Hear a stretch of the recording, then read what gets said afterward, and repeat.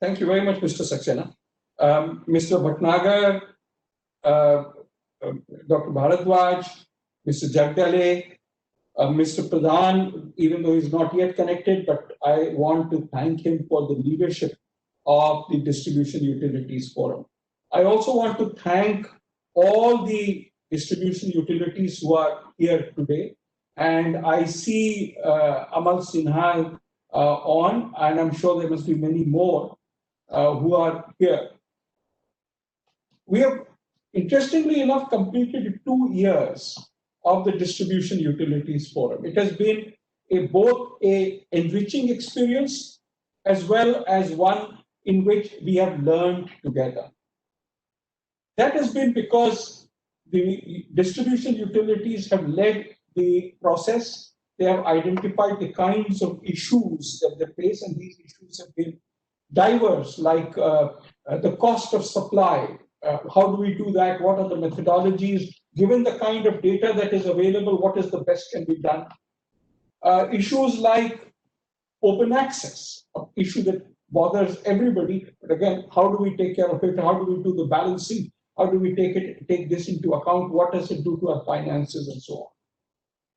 Over the course of the 2 years, there are 4 subjects that we have looked at.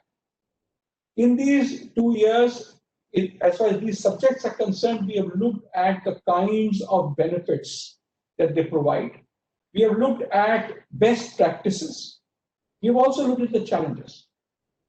And as far as the challenges are concerned, then we tried to provide the kind of analytical rigor that could help distribution utilities to address them better. On the basis of this, the discussions in the distribution utilities were captured as documents, and these documents are being released today.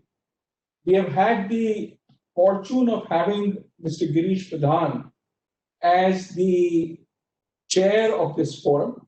His leadership, given his past experience in the Ministry of Power, in the Ministry of New Renewable Energy, in the Central Electricity Regulatory Commission, gives him the overview that is necessary to guide both utilities as well as the various analyses that were carried out.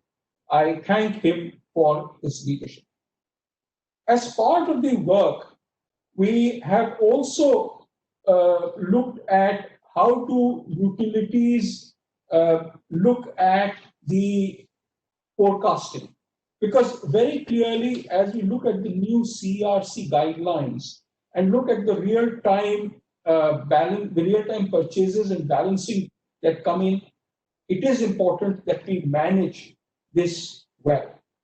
And because of that, it is essential that utilities are able to look at the forecasting in a manner that is both realistic as well as not overly optimistic. Consequently, the DISCOM electricity forecasting tool has been put together, and that is one of the things that we release today.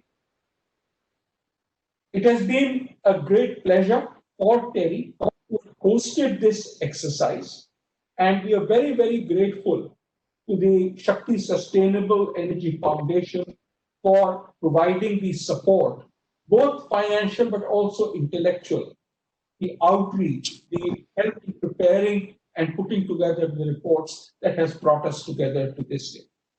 We are grateful for this partnership. Can I now request Dr. Anshu Bharadwaj, who is the CEO of the Shakti Sustainable Foundation, to share his thoughts with us. In the minutes before the meeting started, it seemed to me that Dr. Anshu Bharadwaj and Mr. Sanjay Malhotra obviously knew each other. I wonder if you are batchmates, because Anshu is a former member of the Indian Administrative Service.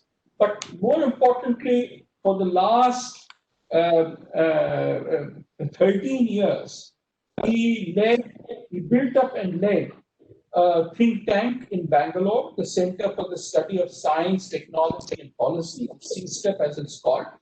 and built it up into a leading place for research and thought on issues related to the energy sector, to the technology sector in general, and most recently to the environment and the air pollution sector. He completed his PhD at Carnegie Mellon University. He has a BTech in mechanical engineering from IIT Kanpur. And I welcome him both in his new role as the CEO of the Shakti Sustainable Foundation, as well as the leader of our partner in this exercise on the Distribution Utilities Forum. Anshu, all yours.